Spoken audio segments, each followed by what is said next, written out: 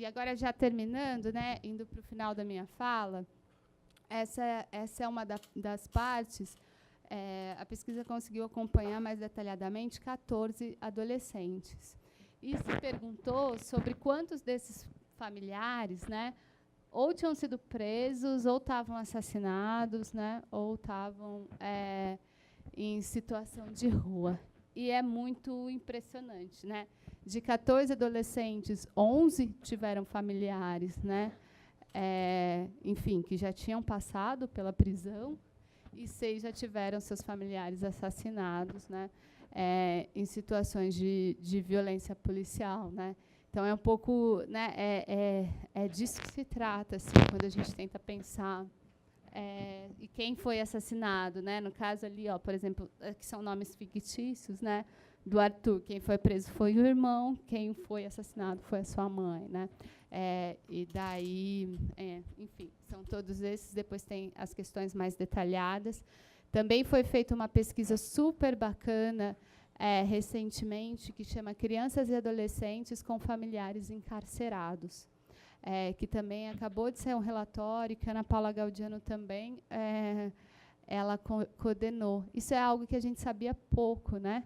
Qual é, de fato, a influência da prisão de familiares sobre esses adolescentes, né, e essas crianças? E como é que isso se dá?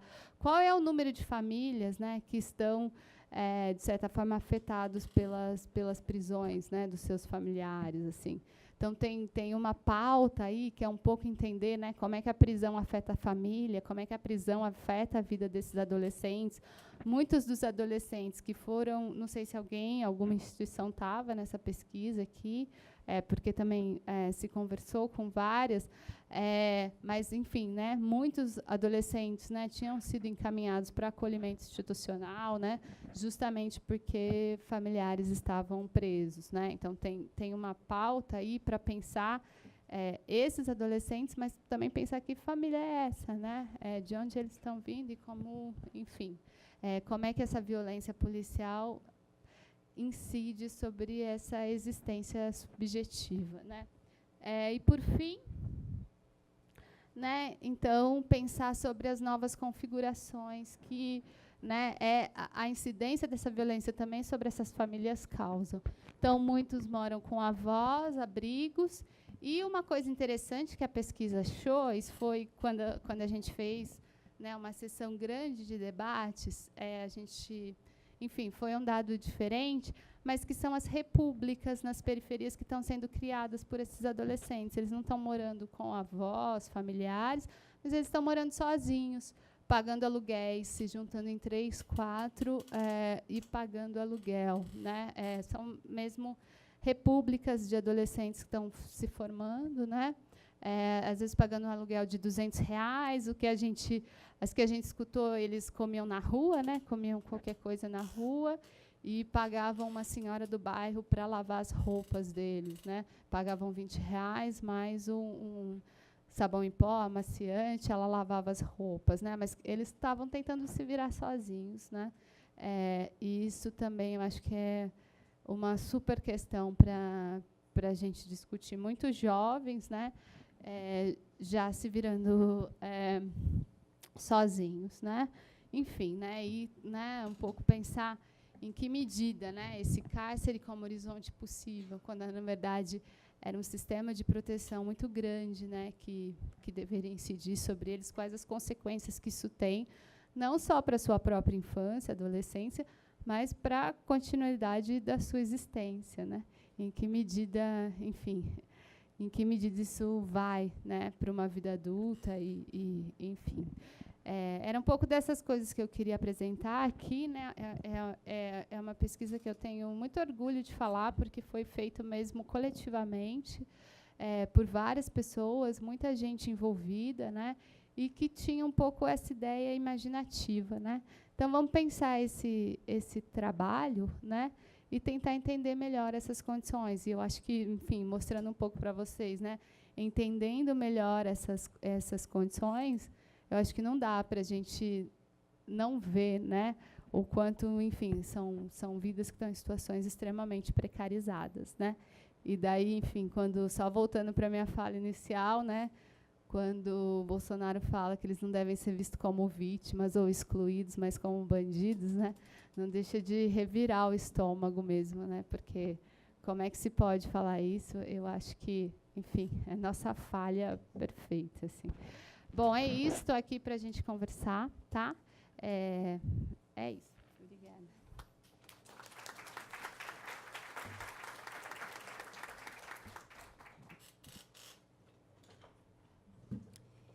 Continuando na nossa, no nosso desafio imaginativo, né? Porque a gente tem que criar possibilidades, expandir as nossas possibilidades. Eu queria pedir para que a gente tivesse um tempo agora de perguntas, né? A gente tem 2 microfones ali. Quem quiser pode estar vindo, tá bom? Então a gente vai abrir um tempinho para perguntas. Eu vou pedir licença para ir no banheiro e já volto.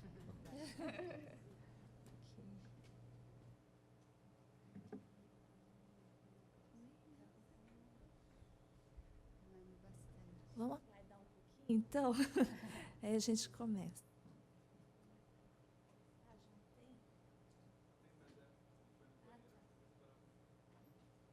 Acho que eu vou no banheiro também, só um minutinho.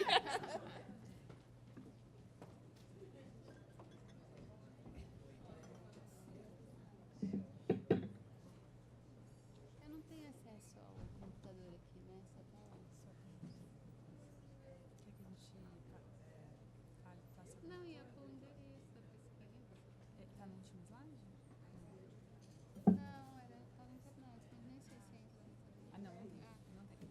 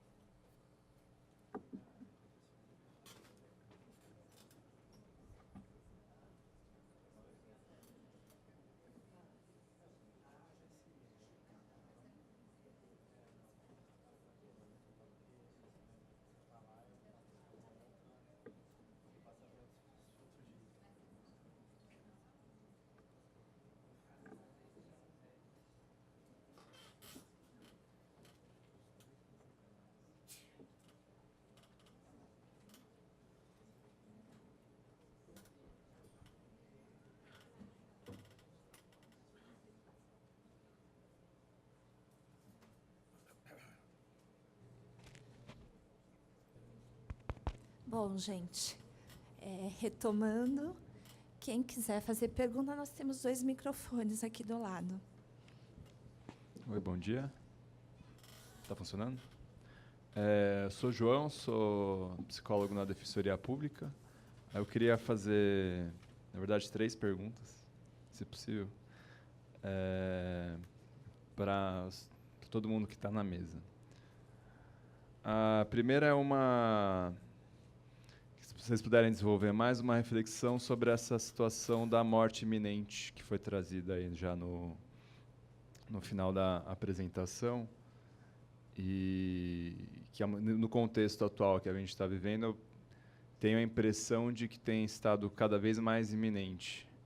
Eu, pelo menos, semana passada, estava comentando aqui com o pessoal, 3 adolescentes que eu acompanho foram assassinados, um na Zona Sul, na Zona Norte e na Zona Leste, aqui da cidade de São Paulo. E um desses casos envolvia aí a questão das drogas, tinha passagem em CAPS, Fundação Casa encaminhando para o Cratode, tinha todo esse percurso aí que a gente conhece. E aí foi assassinado por uma questão do uso, né? Aí na biqueira teve uma situação, fez o uso, não sei o quê, e no final o PCC matou. Então, se puderem comentar isso. Foi trazida aqui pontualmente a situação das comunidades terapêuticas.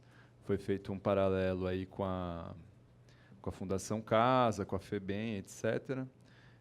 Na defensoria, na unidade que eu trabalho é com os adolescentes das medidas socioeducativas, e a gente tem o dia a dia nosso é receber ali familiares desesperados para cuidarem dos seus filhos, netos, sobrinhos, enfim.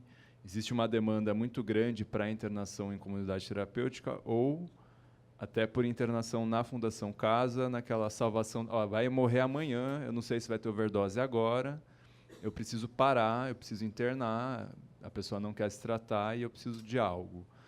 Técnicos também aparecem lá, vão conversando com a gente, olha, eu estou procurando o CAPS vai fazer uma visita daqui 2 semanas, não sei o que fazer, não sei se de repente não cabe uma internação na Fundação Casa mesmo, já que a gente não está conseguindo o tratamento.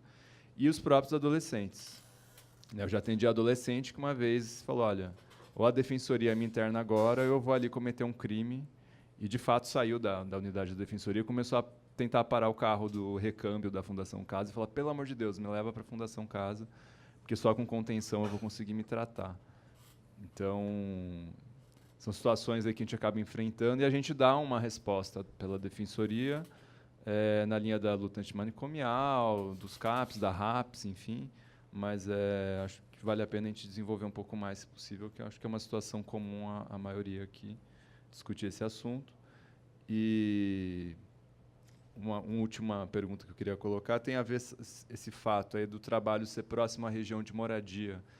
E a Auro estava trazendo o manejo, né, de atividades relacionadas à cultura, de circulação na cidade, de outras possibilidades de abrir outras possibilidades para esses jovens. E acho que poderia refletir um pouco sobre isso, já que eles estão muitas vezes ali, pelo que você está trazendo, fechados, né? Moro aqui, trabalho 12 horas ali, e eu já atendi muitos adolescentes, nunca tinham saído do bairro, 18, 19 anos, não tinha saído do bairro, mas já era gerente, já tinha algum...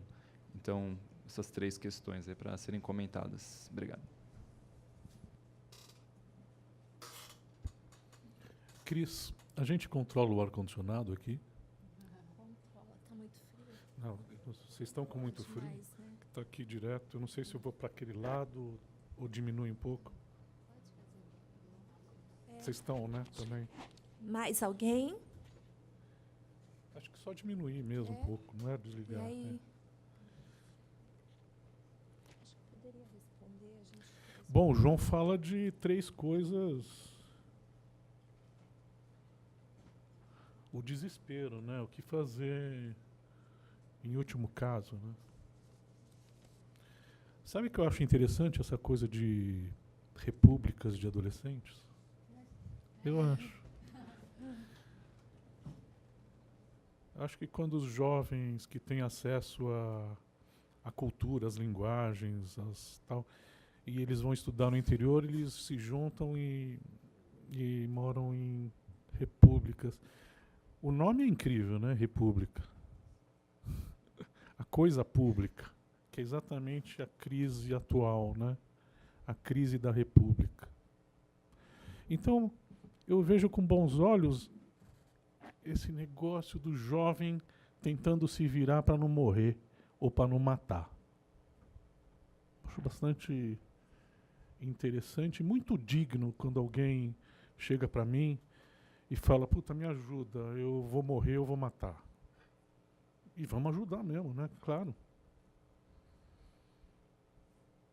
Uma coisa fascinante que tem acontecido, que os ETs, os educadores, né, que eu dou supervisão no Quixote, ETs, educadores terapêuticos, eles saem em dupla, né?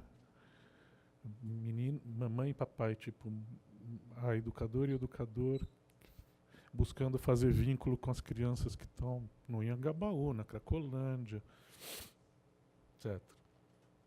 Um fenômeno muito recente e que está me interessando muito, me inquietando e me interessando, é que existe uma república, vou falar da república, existe uma república chamada Casa Amarela. Vocês conhecem a Casa Amarela? Vocês conhecem a Casa Amarela? Vocês já foram lá? Já? Casa Amarela. É um casarão abandonado perto da estação Mackenzie do metrô. Abandonado, deteriorado. São 25 cômodos, quartos, bem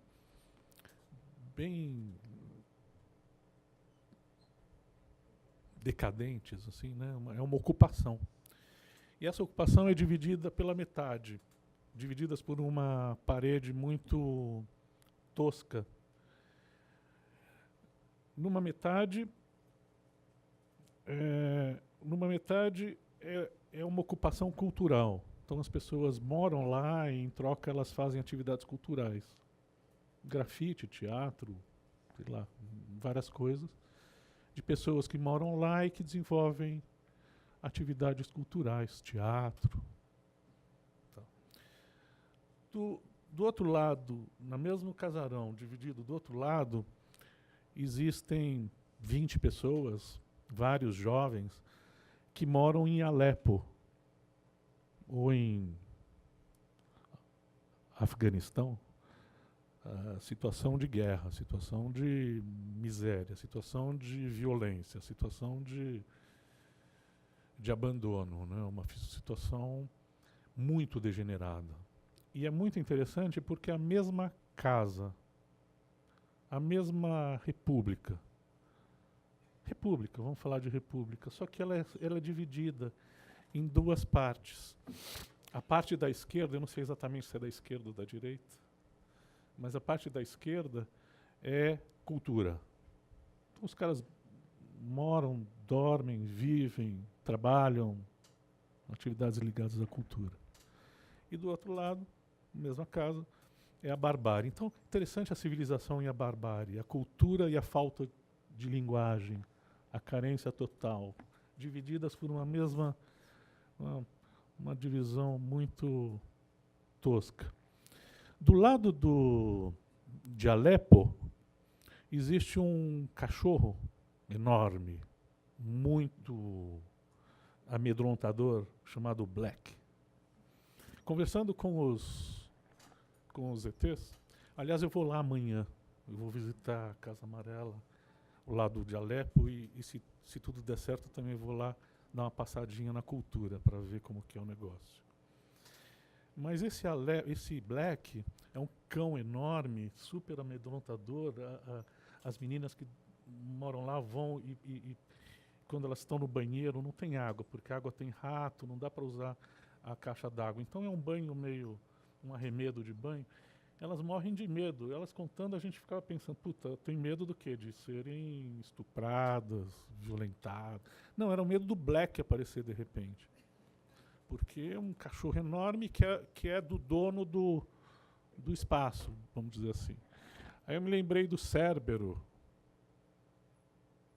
O Cérbero, que é o cão que guarda o mundo dos ínferos. Ele tem 3 cabeças. Ele é muito amedrontador. Ele guarda a passagem para o mundo, para o inferno. Ele tem 3 cabeças. Ele tem uma característica interessante porque ele é muito convidativo, festeiro para quem está entrando, só que ele não deixa sair. Só 6 pessoas saíram daquela situação. Héracles, Orfeu, Enéas, Psique e Ulisses. Eu estou interessado em entender como essas pessoas na mitologia conseguiram sair desse lugar, para a gente ter pistas também do que fazer.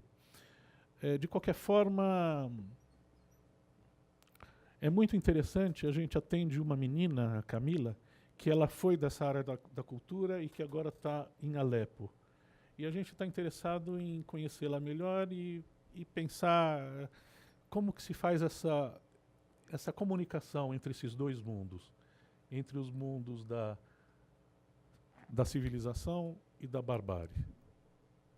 Eu acho tão interessante essa Casa Amarela, que ela é tão emblemática daquilo que é e daquilo que pode ser feito, né? Ou seja, a gente precisa de cultura, a gente precisa de arte, a gente precisa de linguagem, né? Para a gente se constituir. E quanto menos a gente tiver linguagens sofisticadas, mais primitivas serão as nossas linguagens. A linguagem da bala, por exemplo, a linguagem da violência é uma linguagem, né? Uma linguagem muito primitiva, né? Linguagem... Então, eu não sei. Eu sei que a gente tem que ouvir com muita atenção e prontidão e ajudá-los quando vem essa demanda, né? Me ajuda. Que seja até uma internação, às vezes, né? Umas situações dramáticas, quando é para salvar, né? É horrível essas frases bíblicas, né? Salvar, sacrifício. Essas coisas, quando a gente está nesse campo dessas palavras bíblicas, eu sempre fico meio assim. Mas às vezes o cara vai morrer ou matar, e quando ele pede, a gente tem que estar junto para ver o que a gente pode ajudá-lo, né, fazer. Esse movimento espontâneo das repúblicas, eu não sei se a Daniela estava falando daquela república como também um movimento espontâneo, parece, né? É muito interessante, como um movimento de afirmação, de sobrevivência, de busca. Então eu acho que às vezes a gente tem que ser criativo e junto com o adolescente criar possibilidades para que ele saia daquela situação absolutamente de vida ou morte. Que às vezes acontece mesmo, né? É muito triste quando, que nem o João. Sei lá, em 25 anos eu acompanhei uns 10, assim, que eu conhecia, que eu tinha vínculo e que tiveram situações assim como os seus 3 que você falou. A gente sofre demais, né? A gente é muito doloroso. Mas infelizmente é o que tem acontecido há muito tempo. Quando eu era adolescente, eu lembro de crianças de rua. Eu achava um absurdo crianças de rua quando eu era criança. Meus filhos hoje veem criança de rua. Quer dizer, então nós estamos falando de uma história de um fracasso como sociedade, né? Há décadas, tem três décadas no mínimo, a gente vê repetindo esse fenômeno absurdo, né? De crianças que têm que romper com as suas mátrias para se afirmarem e se dirigirem lá naquele lugar lá cheio de luzes, que eu já fui várias vezes. Como a Daniela falou, é uma coisa dinâmica, vai e volta, vai e volta, vai e volta. Já fiquei na rua várias vezes, meu primo já está lá, aquele mar de luzes que é muito sedutor. Lá onde estão os serviços, lá onde estão... Então, muitas vezes eu vou para lá mesmo, e fico lá, e sou acolhido pela sociabilidade da rua, né? E aí, como eu quis mostrar no texto, a droga ela entra como um aliviador, paradoxalmente, da situação mais dramática anterior da vida deles, né? Não sei se eu respondi, usei para pensar junto. Posso? Tá.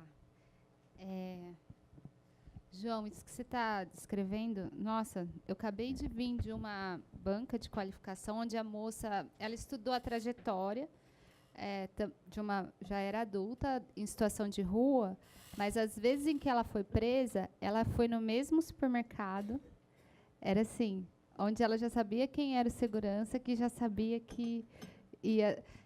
um pouco como se provocasse a própria prisão em situações que ela não estava aguentando mais ficar na rua, né? E várias histórias a gente escuta dos meninos que roubam na frente da polícia porque quer ser pego, porque não quer sair da rua. Então é desesperador, né? E vão procurar os serviços e pede internação e pede interdição e daí a grande questão é quais serviços públicos existem, né? Num caso quando eles chegam e pedem um tipo de intervenção como essa.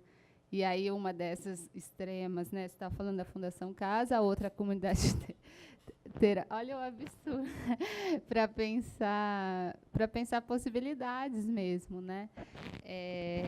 E nas comunidades terapêuticas também, quando a gente fez a pesquisa das comunidades terapêuticas, muita gente estava lá e nem era questão do uso em si, sabe?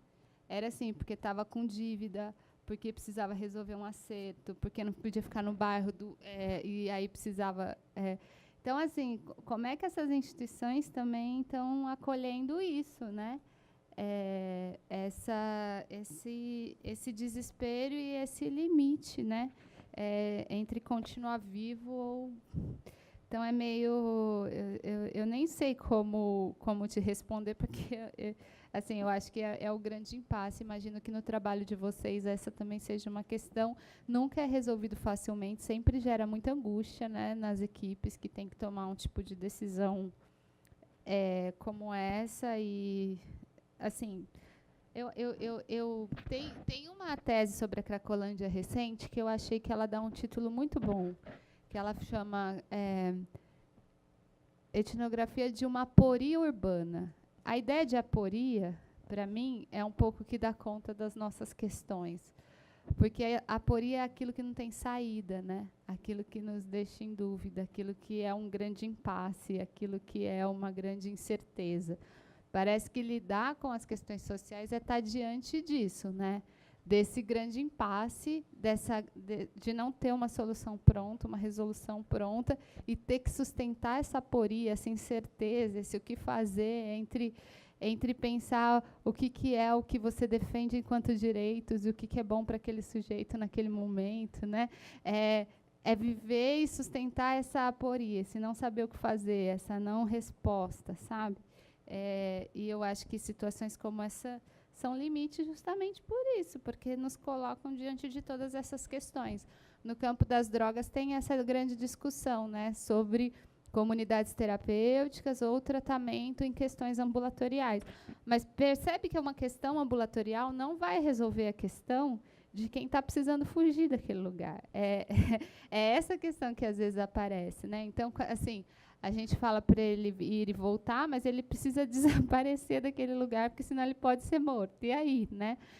E aí fica essa dúvida, fica essa angústia, né, dos serviços e das questões, porque é essa vida que eles têm, né? Então, por isso que eu falei, muita gente está no centro, porque não pode mesmo voltar para os seus bairros. É essa questão, assim. É esse impasse. E eles não ficaram aqui recebendo paulada da polícia só porque eles estão resistindo, é porque eles não têm muita gente, não tem para onde ir mesmo. Quem pôde se exilar em algum lugar naquele momento que estava toda a discussão do Dória, conseguiu fazer isso. Muita gente não pode, né? Então, é isso que é desesperador. E daí, só para falar da outra coisa, do trabalho próximo à moradia, né? E você fala, os meninos estão presos nos bairros, né? E também tem uma discussão sobre a situação de rua, que, por exemplo, está nesse livro da Bibia, que chama Viração, que é em que medida também a população de rua está tão numa circulação institucional e em serviços institucionais que eles também não conseguem se emancipar da circulação por tantos serviços. Assim, é como se eles não conseguissem nem pensar nessa possibilidade. Então, são dois tipos de prisão, né? Uma desses adolescentes que estão no bairro, que não saem do bairro, enfim, porque estão ali. Outro é, às vezes, mesmo aqui no centro, das crianças e adolescentes que estão pelo centro, mas elas estão no centro, num circuito muito específico, e circulando por instituições muito específicas, né? Que também não consegue fazer um movimento que é muito diferente desse. E aí eu concordo, né? Eu acho que sempre toda a admiração dos projetos sociais é tentar, às vezes, a coisa do direito à cidade, da oferta do direito à cidade, de outras possibilidades de circulação, outras possibilidades de cultura, de, enfim, espaços lúdicos, né? Eu acho que é toda a aposta, porque circula-se tanto, né, que é difícil sair dessa circulação. Isso. Mas...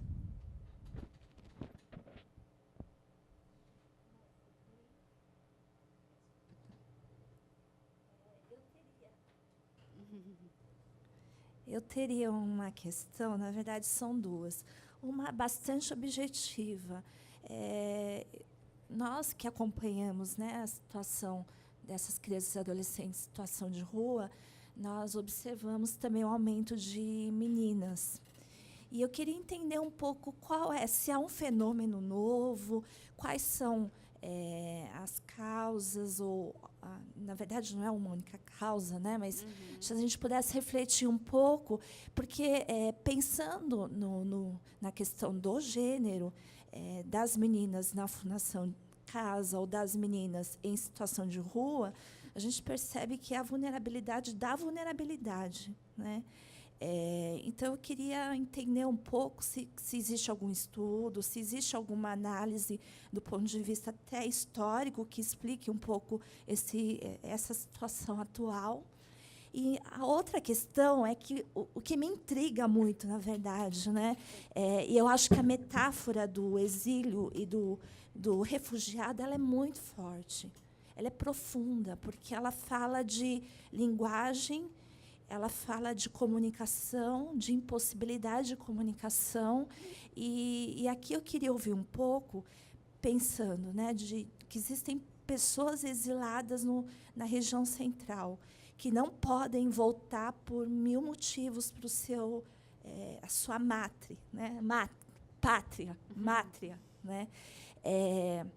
Como é que a gente trabalha com aqueles que lá estão? Como é que a gente trabalha com a família que está lá? Ou, se não existe possibilidade de retorno, quais seriam outras possibilidades onde eles pudessem se sentir pertencendo? Mas eu queria pensar um pouco no trabalho com a família, que é um grande desafio nosso, até para a gente conseguir interromper um ciclo de violações e violências. Porque a criança ela também vai se tornar um adulto, que vai ter os seus filhos, e esse ciclo ele não termina. Então, como que a gente trabalha do ponto de vista da linguagem, da comunicação, para que o diálogo seja restabelecido? Ou, se ele nunca existiu, ele possa acontecer. E a outra coisa aí eu trago para nós, e aí é responsabilidade nossa enquanto instituições. Como é que a gente trabalha a nossa linguagem? Porque eu acho que a gente não está conseguindo, né? A gente não consegue nem se comunicar entre nós. Não é verdade, gente? A gente não consegue. A gente tem muita dificuldade. Às vezes, são vários serviços no mesmo território e que a gente não consegue trocar. Quanto mais comunicar com pessoas que estão no exílio, que trouxeram uma bagagem de muita dor, muito sofrimento, e a gente vai ter que comunicar na dor, né? E comunicar para além da dor. Então, a comunicação com a família, a comunicação na instituição, e aí a coisa pega. Como que a gente vai comunicar com essa sociedade? Porque, sinceramente, eu também estou me sentindo meio em exílio, né? Ultimamente, eu acho que é um sentimento. Eu acho que, para mudar a situação de crianças e adolescentes em situação de rua, a gente precisa assumir um desafio de conseguir comunicar com a sociedade. E eu não sei como fazer isso também.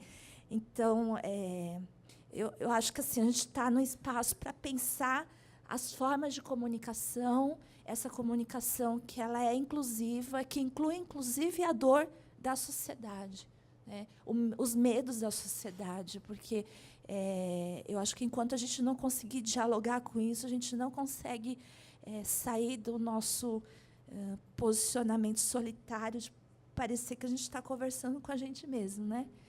Então, acho que são as duas questões, por enquanto, que eu teria.